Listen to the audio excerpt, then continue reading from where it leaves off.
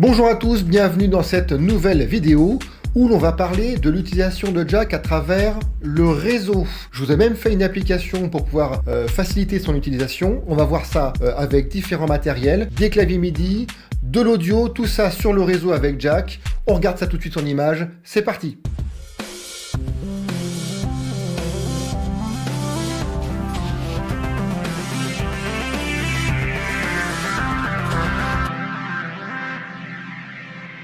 Je vous propose de commencer cette vidéo par un schéma d'explication pour mieux comprendre le fonctionnement de Jack en réseau. Pour fonctionner en réseau, Jack a besoin de deux composants, un serveur et un client. Le serveur principalement diffuse des entrées et des sorties MIDI et audio à travers le réseau. Le client, quant à lui, découvre ces diffusions sur le réseau effectuées par les serveurs et les récupère.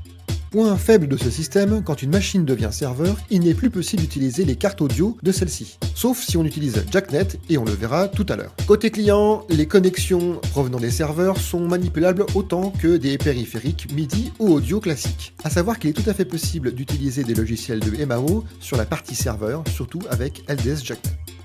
Mais attention avant tout à la latence réseau. La latence réseau, ce sont les micro-coupures que vous pouvez avoir entre un serveur et un client. Il est plus fréquent d'avoir des latences plus fortes sur le réseau Wi-Fi que sur un réseau filaire. Faites votre expérience chez vous, mais je vous déconseille pour ma part d'utiliser le réseau Wi-Fi, et donc préférez plutôt un réseau filaire. Revenons sur le principe entre client et serveur. Lorsqu'un serveur diffuse des connecteurs audio ou MIDI, une fois activé, le client détecte à travers le réseau les fameuses connexions. Ils sont alors affichés comme un périphérique classique avec des entrées et des sorties audio et MIDI. Ces connexions sont donc recensées avec le nom de la machine qui les diffuse. Il est aussi tout à fait possible d'avoir plusieurs clients ou plusieurs serveurs interconnectés entre eux sans aucun souci.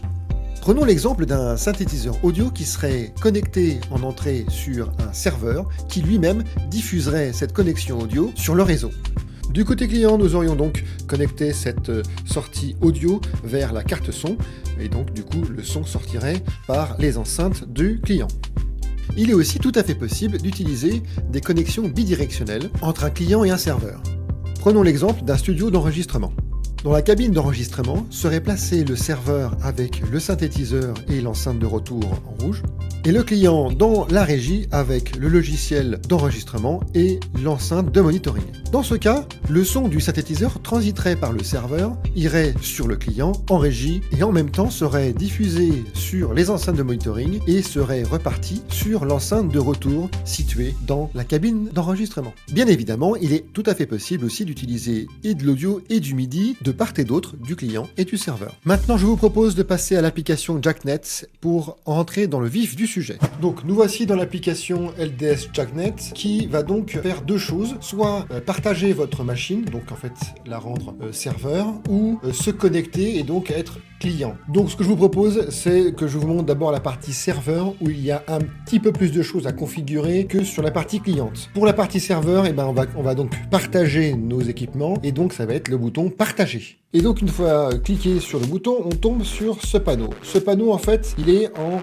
4 parties, on va dire. Le premier, c'est le non-réseau. Le non-réseau, c'est celui que vous allez afficher quand vous serez sur votre client. Vous allez parcourir, donc aller récupérer les informations de tous les clients qui se trouvent sur votre réseau. Et ce nom-là, ça permettrait d'identifier votre machine sur les éventuels différents clients que vous pourrez avoir sur votre réseau. L'encadré du dessous, c'est la quantité de connecteurs. Donc c'est le nombre de ports, que ce soit du MIDI ou de l'audio, en entrée ou en sortie, que vous voulez partager. Attention, ça n'a rien à voir avec les périphériques qui sont derrière, c'est juste des ports qui vont être fournis et dessus, sur ces ports-là, côté serveur, vous raccorderez vos appareils MIDI ou audio par la suite. Là, c'est juste fournir le nombre, la quantité de ports que vous avez besoin. Un peu plus en dessous, c'est le comportement avec les clients. En fait, votre serveur, s'il y a une déconnexion réseau ou un souci serveur, il peut automatiquement redémarrer et ça, c'est le bouton qui s'appelle redémarrage automatique. Donc, il n'y a que le qu'à le cocher pour activer l'option. La reconnexion automatique, ce sont la reconnexion automatique des périphériques dessus, des liens qui seraient faits. Donc, vous pouvez cocher les deux pour avoir une meilleure sécurité et automatiquement, votre serveur, s'il y a un souci avec un client ou avec le serveur lui-même, il va repartir automatiquement.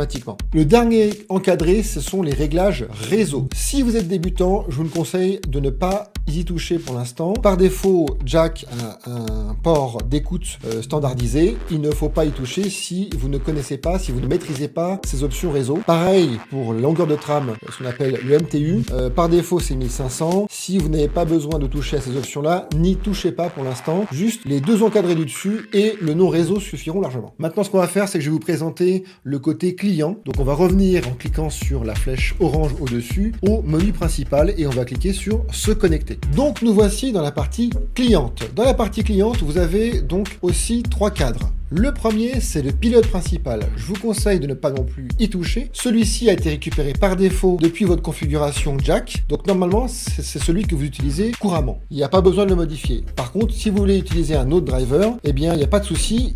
On a dans le champ tous les drivers qui sont disponibles sur votre machine. Donc par défaut, sur ma machine, c'est le driver ALSA. Donc on va utiliser celui-ci. Dans l'encadré en dessous, dans les réglages réseau, on retrouve le port de connexion. En effet, si vous avez modifié le port de connexion qui se trouve être du côté serveur, il faut renseigner le même port de connexion réseau du côté client. C'est bien normal. Encore une fois, par défaut, pas besoin d'y toucher. Donc là, c'est pareil. C'est un champ qui n'est réservé qu'à ceux qui connaissent. Donc, il ne suffit qu'après que de cliquer sur le bouton vert pour démarrer la partie cliente, comme sur le serveur. Alors, bien sûr, il y a d'autres options dans l'application et vous allez les voir, vous allez avoir besoin par la suite. Mais je voulais vous montrer d'abord les deux panneaux qui séparent la partie serveur de la partie cliente. Ensuite, dedans, vous allez avoir un système d'autoconnexion de périphériques. Et ça, on va le voir juste après. Pour l'instant, on va aller pas à pas. On va faire un test grandeur nature et vous verrez ces options-là et leur utilité par la suite. Alors, de ce côté-ci, j'ai donc un clavier MIDI branché sur mon PC portable en USB, une carte son supplémentaire, elle aussi en USB, des enceintes, et mon PC portable est lui connecté sur le réseau filaire. Ce clavier MIDI, lui, il est connecté à ma station du haut, et d'ailleurs on peut le voir ici.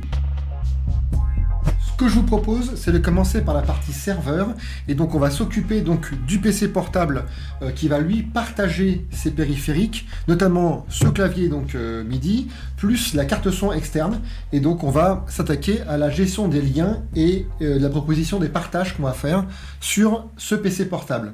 J'ai donc démarré Linux Doggy Sound sur cette machine, je vais m'apprêter à cliquer sur partager parce que je suis un serveur, mais par contre je voulais vous faire remarquer que profil de connexion automatique c'est toujours vide, parce que comme c'est la première fois, comme chez vous, qu'on va démarrer la partie serveur, on va créer les liens par la suite, vous allez voir. Donc je clique sur partager, j'indique, donc j'ai mis mon portable B pour bien s'assurer qu'on le repère bien de côté client. J'ai mis 2 ports MIDI en entrée, 2 ports MIDI en sortie, pareil pour l'audio, 2 entrées, 2 sorties, et j'ai cliqué sur redémarrage automatique, reconnexion automatique, j'ai laissé les ports réseau par défaut. Là, quand je clique sur le petit bouton vert, du coup, il va se lancer. Alors cette opération peut durer quelques secondes, voire une minute, dépend du nombre de périphériques que vous avez sur votre machine. Et éventuellement sur les cartes son, quand il y a une différence d'échantillonnage, vous savez, entre 48 000 Hz et 44 500, du coup, il essaie de négocier chaque périphérique. Donc voilà, notre serveur maintenant est donc démarré. Vous avez donc, vous tombez sur une fenêtre qui s'appelle le moniteur d'exécution qui permet de vérifier l'état de fonctionnement de votre serveur, ou de votre client d'ailleurs. Là, on s'aperçoit que dans l'état de Jack, on est démarré, que le pilote sélectionné, c'est bien le couche réseau net, donc on est en mode serveur, et que les infos de paramètres pilote sont disponibles, et que donc ici, là, c'est tous les paramètres que votre serveur a mis en place. Vous avez remarqué que maintenant, dans l'interface, quand l'opération serveur ou l'opération cliente est lancée, vous avez plusieurs boutons en bas que vous pouvez utiliser. Je vais essayer de vous les décrire à chaque fois pour que vous puissiez bien comprendre à quoi ça correspond. Alors, le tout premier bouton que vous avez, c'est celui du journal d'exécution de l'application Linux Doggy Sound. Celui-ci, pour l'instant, on ne s'en occupe pas. Vous avez un bouton de liaison pour la programmation des liaisons dynamiques. Et ça, on va le verra ça juste après. On a la partie Katia, qui est donc qu'on peut lancer dessus. C'est un raccourci tout simplement vers l'application Katia. Un autre raccourci vers l'application QJack CTL. Vous avez ensuite le petit connecteur, c'est la partie ALSA to MIDI Jack qu'on vous pouvez relancer depuis ici, on verra pourquoi. Vous avez le petit bouton information qui vous sert éventuellement à relancer, rafraîchir cette page. Vous voyez le petit bouton, le petit bonhomme vérifie de nouveau si les connexions sont toujours établies. Vous avez la même chose mais en mode automatique avec les petits yeux. Vous pouvez redémarrer l'instance du serveur en cliquant sur ce bouton-là avec le bouton stop. Tous ces boutons-là sont les mêmes que pour la partie cliente. Il n'y a pas vraiment de différence. Ce sera le même moniteur sauf qu'on passera en mode client, on verra ça tout à l'heure. Là maintenant, ce que je vous propose, c'est de voir comment va se comporter la connexion d'un client sur notre serveur, car on va en avoir besoin pour créer l'édition des liens automatiques. En effet, on peut regarder même sur l'interface. De base, vous n'avez pas de possibilité de connecter ou de partager quelque chose, puisqu'aucun client n'est disponible. Donc cette opération-là va se faire que quand un premier client va être mis en place, va venir se connecter sur votre serveur. Dans ce cas, ce qu'on va faire, c'est qu'on va d'abord connecter un client et on reviendra par la suite sur notre serveur pour vous montrer l'édition des liens. Allez, on passe du côté client maintenant. Nous voici du côté client Jack. On va donc lancer aussi LDS JackNet. On va cette fois-ci cliquer sur se connecter pour passer donc en mode client. Et on va laisser tout par défaut sur cette configuration. On va juste bien s'assurer que connexion automatique au port du système et reconnexion automatique des ports soient bien cochés. Et on va cliquer sur démarrer, le petit bouton vert. Et là, on est maintenant démarré. Je vais maintenant vous emmener du côté client Jack, par exemple. On va l'ouvrir le côté Jack Control. Et puis, du coup, on va aller dans le graphe et on va aller voir maintenant comment ça se goupille. Et mes machines sont là. Alors, c'est un peu le boxon parce que j'ai pas mal de choses, y compris OBS qui tournent avec. Mais regardez bien où sont nos machines. Elles sont ici. C'est-à-dire que mon PC portable, je vais le grossir un peu. Mon PC portable serveur, il est bien là avec nos entrées et nos sorties MIDI. Pareil pour l'audio. Et puis, du coup, comme je vous ai dit tout à l'heure, j'avais aussi une autre machine, une station en tant que serveur où j'avais déjà en fait créé un serveur et instancié quelques connexions. Donc, elle est aussi automatiquement affichée. Pareil, de base, pour moi, il m'a automatiquement mis mon système de capture, il l'a envoyé vers mon serveur et c'est revenu vers mon système. Ce qui veut dire que du coup, déjà là, je devrais avoir du son sur mon PC portable. Alors, on va faire le test sur le côté serveur, mais on va d'abord regarder comment ça s'expose côté serveur. Voici du côté du serveur ce que ça donne. Alors on va ouvrir avec Katia parce que QJackCTL aime pas trop quand on est en mode serveur. Donc on démarre avec Katia et on s'aperçoit que du coup notre Arturia Keystep, donc c'est le clavier MIDI, est bien présent et en plus de ça on a notre système maintenant qui est affiché avec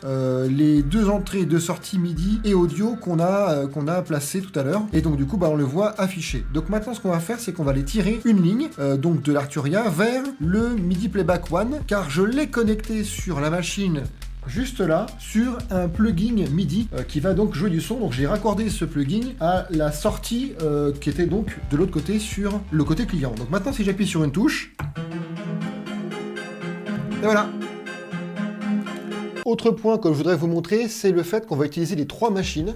On va utiliser donc le PC du haut avec le clavier MIDI qui va donc générer les données MIDI qui vont être envoyées sur la machine du bas qui est cliente, qui va elle s'occuper de générer donc du son avec le plugin Hive et de le renvoyer sur le PC portable. Alors normalement vous n'êtes pas trop lourd, donc ça devrait aller. Hop, ah ça va, vous êtes léger. Donc, depuis la station haute, qui est donc serveur, on va s'apercevoir que le MPK Mini 3 est donc connecté sur la sortie MIDI qui part vers le réseau, tout simplement. Il arrive donc sur le client, sur la station haute, donc MIDI from Stave 1, qui va sur l'hôte de greffon Carla, où le greffon Hive est implémenté, hein, donc il est sur le côté, il est là. Dessus, on va sortir le son, qui va arriver, donc la partie audio, sur le PC portable.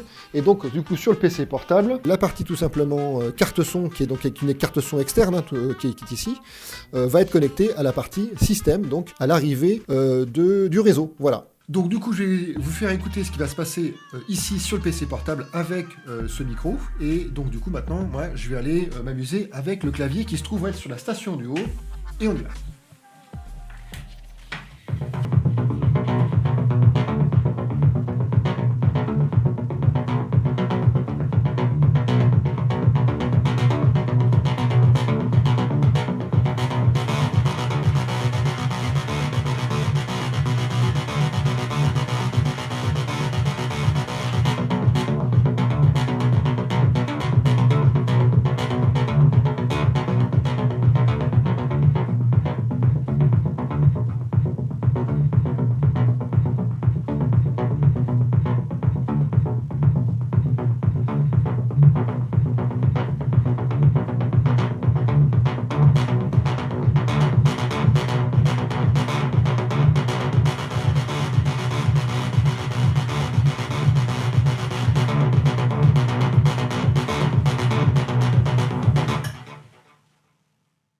On va passer maintenant à la partie reconnexion des liens automatiques que vous auriez fait dans une session. Et comme vous auriez refermé vos machines, du coup tout serait disparu. Et grâce à l'application que je vous ai faite, vous avez un module qui permet de conserver ces liens et de les remettre dynamiquement quand les appareils se reconnectent au fur et à mesure. Et pour ça, reprenons depuis le client. Nous revoilà donc sur Katia. Je vous ai tiré plein de liens, que ce soit du MIDI ou de l'audio, sur la station haute et le portable. Donc on va mémoriser tout ça à travers l'application LDS JackNet et on va voir que l'application va tout remettre une fois qu'on aura démarré la partie reconnexion automatique. Donc en cliquant sur ce bouton, on arrive sur le panneau des connexions automatiques. Là, on n'a rien de programmé, donc on va aller maintenant cliquer sur celui-ci pour importer les liaisons. Donc, nous voici avec toutes les liaisons qui sont donc programmées et qu'on voit juste derrière. Et on va maintenant mémoriser, on va les nommer d'un profil. Donc, on va l'appeler, je sais pas, test, voilà. Et on va l'enregistrer. Comme ça, la prochaine fois qu'on va reconnecter et on va dire « je veux ce profil test », automatiquement, toutes ces liaisons vont, si elles sont disponibles, si elles sont possibles, elles vont être automatiquement recréées. Donc maintenant reprenons, je vais me connecter avec LDS JackNet. Mon profil, j'ai sélectionné mon profil test que j'ai créé juste auparavant. Je clique sur se connecter, ça marche aussi avec la partie serveur bien entendu. Je me reconnecte, je mets les paramètres et là automatiquement on va voir qu'il va démarrer et donc effectuer la partie reconnexion automatique de tous les liens qu'on avait avant, vous allez voir. Ça peut prendre un certain temps puisqu'effectivement il va refaire tous les paramètres et on va voir qu'il va reconnecter à l'identique ce qu'on avait programmé si les appareils sont là. Et comme nous avons sélectionné un profil, automatiquement si l'appareil vous le connectez après, c'est pas grave, il va venir le reconnecter automatiquement. Et voilà, on est démarré et tous les liens sont reconnectés. Si je m'amuse à déconnecter un lien, automatiquement ce lien va réapparaître au fil des secondes qui suivent, puisque il y a un démon qui tourne en permanence derrière l'application tant que l'application LDS JackNet est lancée. Voilà, c'est la fin de cette vidéo sur Jack en réseau. D'autres applications viendront plus complètes qui aborderont d'autres sujets sur les composants de Jack. Cet utilitaire est donc téléchargeable soit sur le site madicat.com ou alors tout simplement dans la description de cette vidéo. Merci à tous, Linux est bien, à la prochaine, ciao!